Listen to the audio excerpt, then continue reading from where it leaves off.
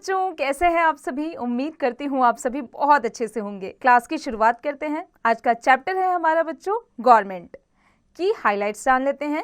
Government, a need of country, role of the government in a democratic system, different levels of government, universal adult franchise.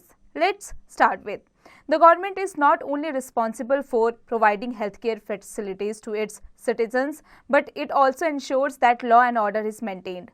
बच्चों, जो government होती है उसकी responsibility केवल इतनी नहीं होती कि वो हेल्थ केयर फैसिलिटीज़ अपने सिटीजन्स को दे, बल्कि उसकी रिस्पॉन्सिबिलिटी ये भी होती है कि वो अपने देश में लॉ एंड ऑर्डर को मेंटेन कर सके। इस बात को वो मेक श्योर करे।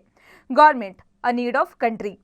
The term government refers to a group of people in the political system that looks after the needs of the people who elect them. Every country requires a government to make rules, enforce them, and ensure the welfare of the people.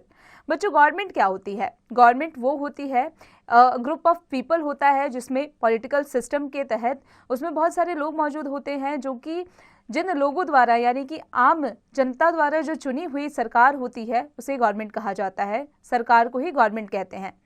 वो make sure करती है कि उसकी country में रहने वाले जितने भी सिटीजन्स हैं वो उसकी रिस्पॉन्सिबिलिटी है, उनकी देखभाल उनकी रिस्पॉन्सिबिलिटी है। Functions carried by a government. Government की क्या क्या फंक्शंस होते हैं? The government of a country performs a number of functions. It builds the infrastructure of the country by constructing roads, producing and providing electricity, clean drinking water, parks and public libraries. बच्चों, जो government होती है वो country के infrastructure, road को construct कराती है, produce कराती है, प्रोवाइड कराती है इलेक्ट्रिसिटी, वाटर को क्लीन ड्रिंकिंग वाटर बनाती है, पार्क्स और पब्लिक लाइब्रेरीज बनवाती है. It also looks after the welfare of the people by taking up projects for eradicating diseases, providing health services and education और हेल्थ सर्विसेज प्रोवाइड कराती है. It frames laws for the benefit of the people and governs the country according to the laws of the land. It provides relief and aid to people affected by natural disasters such as floods, earthquakes, droughts and tsunamis. बच्चों, अगर कोई ऐसी प्राकृतिक आपदा हो जाए तो government ही है जो लोगों को बचाती है. It maintains law and order and punishes those who not abide by the law. बच्चों, लॉ एंड ऑर्डर को मेंटेन कराती है और जो लॉ को तोड़ता है उसको पनिशमेंट भी गवर्नमेंट द्वारा ही दिया जाता है. It protects the boundaries of the country and maintains peaceful relations with other countries. जो हमारी कंट्रीज है उसकी बाउंड्रीज को प्रोटेक्ट करती है और मेक श्योर करती है कि और जो रिलेशंस है दूसरी कंट्रीज के साथ में उसे और अच्छा बनाए. Let's think. Find out at least two kinds of decisions taken at each level of the government and list them. बच्चों, दो ऐसे डिसीजंस को आपको बताना है जो गवर्नमेंट ने लिए हैं. Why is it necessary to have government at 3 levels? 3 levels पर गवर्नमेंट का होना क्यों ज़रूरी है? ज़रा सोचिए बच्चों इसके बारे में. अब आ जाते हैं लेवल्स ऑफ द गवर्नमेंट पर. The government in our country works at 3 different levels. हमारी कंट्री में जो गवर्नमेंट है वो 3 डिफरेंट लेवल्स पर काम करती है. The lowest level is the local government in a village और a town which deals with local problems faced by people. बच्चों, जो लोकल गवर्नमेंट होती है वो कहाँ होती है? विलेज या टाउन्स में होती है, जो कि लोकल लेवल पर वहाँ के लोगों द्वारा जो प्रॉब्लम्स लोगों को होती है उसको वो सॉल्व कराती है. The government at the state level is called the state government. At state level, the government deals with matters which are of importance to the entire state like education. बच्चों, state level पर जो government होती है उसे state government कहा जाता है, जो कि अपने स्टेट के जितने भी सिटीजन्स होते हैं या जो भी काम होते हैं वो उसी गवर्नमेंट की देखरेख में होते हैं. At the national level is the central government. The central government generally deals with issues of national importance such as national security. National level पे जो गवर्नमेंट होती है जिन्हें सेंट्रल गवर्नमेंट कहा जाता है वो नेशनल लेवल पर अपने देश को सिक्योर करती है, नेशनल सिक्योरिटी को मेंटेन करती है. The government at these 3 levels performs different role for people and takes different kinds of decisions. The most important function of the government is to make laws. It also ensures that the laws of the land are obeyed by the citizens. बच्चों, जो सबसे main काम है government का वो ये है कि लॉ बनाना और इस लॉ को मेंटेन रखना लोगों द्वारा. अगर कोई इस लॉ को खराब कर रहा है, तोड़ रहा है तो उस सिटीजन को पनिश किया जाएगा. When laws are violated or conflicts among different groups of people erupt, the government exercises its power to punish the culprits and resolve conflicts. अगर किसी लोगों के समूह द्वारा अगर कॉन्फ्लिक्ट्स हो रहे हैं किन्हीं दो लोगों में, किन्हीं दो जाति वर्गीय लोगों में, तो गवर्नमेंट क्या करती है, उन दोनों को ही पनिश करती है और लॉ एंड ऑर्डर को मेंटेन करती है.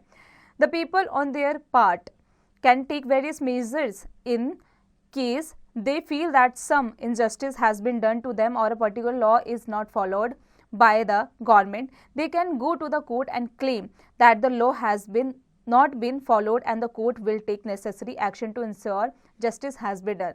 बच्चों आगे बढ़ने से पहले आ जाते हैं फैक्ट फाइल पर. Monarchy was the main form of government in India till we gained independence from the British. बच्चों जो मोनार्की था वो मेन फॉर्म ऑफ गवर्नमेंट था इंडिया का जब तक देश आज़ाद नहीं हुआ था, यानी कि जब तक यहाँ पर ब्रिटिश की हुकूमत थी. अशोका, अकबर, शाहजहां वर सम ऑफ द फेमस मोनार्क्स. ये सभी फेमस मोनार्क्स थे. Even under the British India was ruled by the queen of England. बल्कि ब्रिटिश के अंडर भी इंडिया जो है जब गुलाम थी ब्रिटिश की तो वो क्वीन ऑफ इंग्लैंड द्वारा रूल की गई थी. To perform all its functions, the government needs money which is collected from the people through various taxes on facilities provided by the government, that is electricity tax, sales tax on goods sold and entertainment tax. This money is used to provide roads, trains, electricity, parks and post offices for the people. बच्चों government बहुत सारी चीज़ें करती है जैसे कि roads बनवाती है, trains बनवाती है, इलेक्ट्रिसिटी प्रोड्यूस कराती है, पार्क्स बनवाती है, पोस्ट ऑफिसेज बनवाती है. ये इसका जो पैसा है वो कहाँ से आता है, तो ये आम लोगों द्वारा ही आता है. जब गवर्नमेंट सेल्स टैक्स लेती है, इलेक्ट्रिसिटी टैक्स लेती है या गुड सोल्ड टैक्स लेती है, एंटरटेनमेंट टैक्स लेती है, तो उसी से पैसा गवर्नमेंट टैक्स के थ्रू जो पैसा गवर्नमेंट आम जनता से लेती है वो गवर्नमेंट फिर इन सब चीज़ों पर, रोड्स बनवाने पर, ट्रेन्स बनवाने पर खर्च करती है. Types of government. You have seen that the government is responsible for making laws, resolving conflicts and enforcing order in society. There are different types of government: democratic, monarchical and dictatorial. ये तीन तरीके की government होती है. सबसे पहले बात करते हैं एब्सोल्यूट मोनार्की की. Absolute monarchy is a form of government in which the monarch exercises ultimate governing authority. He or she has unrestricted political power over the state and its people. When a monarch dies, the power automatically passes to the higher of the monarch. Constitutional monarchy. Constitutional monarchy or limited monarchy is a form of government in which a monarch acts as head of the state within the parameters of a constitution. This form of government differs from absolute monarchy, in which an absolute monarchy serves as the source of power in the state and is not bound by any constitution and has the powers to regulate the government. United Kingdom is an example where constitutional monarchy is practiced. बच्चों United kingdom जहाँ पर constitutional monarchy की जाती है. Fact file. The Universal Declaration of Human Rights adopted by the United Nations in 1948 recognizes franchise as a human right. Recently, universal adult franchise had become a part of the electoral process in most of the democratic countries. बच्चों जो Universal Declaration of Human Rights है जो कि United Nations से 1948 में लिया गया था, अडॉप्ट किया गया था, वो एक फ्रेंचाइज है ह्यूमन राइट्स का. Dictatorship. When a country is ruled by one person who does what he feels like without paying any attention to the wishes of the people, it is called a dictatorship. बच्चों जब कोई country किसी एक इंसान द्वारा rule की जाती है कि वो क्या चाहता है, केवल उसकी मर्जी चलती है और लोगों की कोई मर्जी नहीं चलती, लोगों की कोई सुनवाई नहीं होती, उसमें क्या उस चीज़ को, उस पूरे प्रोसेस को कहा जाता है डिक्टेटरशिप. यानी एक बंदे द्वारा, एक इंसान द्वारा पूरे देश को रूल करना, उसकी सोच पे चलना, उसी की बात को मानना. In this kind of government people feel oppressed because the dictator does not follow any laws. Adolf Hitler of Germany was one of the most famous dictators in history. बच्चों इसमें जो उस इंसान द्वारा कोई भी लॉ एंड ऑर्डर मेंटेन नहीं किया जाता, ना ही उसके द्वारा कोई लॉ को फॉलो किया जाता है. जर्मनी का जो एडोल्फ हिटलर था वो फेमस है हिस्ट्री में डिक्टेटरशिप के मामले में. Democracy. In a democracy, the government is run by representatives of the people. Citizens have the right to vote and thereby choose their representatives. They also have the right to contest the elections. Moreover, the government is answerable to the people for its actions. If it does not fulfill the expectations of the people, it can be voted out by the power next time elections are held. बच्चों, democracy का क्या होता है? Democracy जिसके अंदर जो government होती है वो रिप्रेजेंटेटिव होती है लोगों द्वारा गवर्नमेंट चुनी जाती है, लोगों द्वारा गवर्नमेंट बनाई जाती है, और उसमें अगर वो अच्छा काम ना करे तो वो क्या होता है, दोबारा इलेक्शन होता है 5 साल बाद, और अगर वो अच्छा काम नहीं करता तो लोग उसे उस पोजीशन से हटा देते हैं. Democracy in India and in world. बच्चों, इंडिया और वर्ल्ड में डेमोक्रेसी क्या है जान लेते हैं.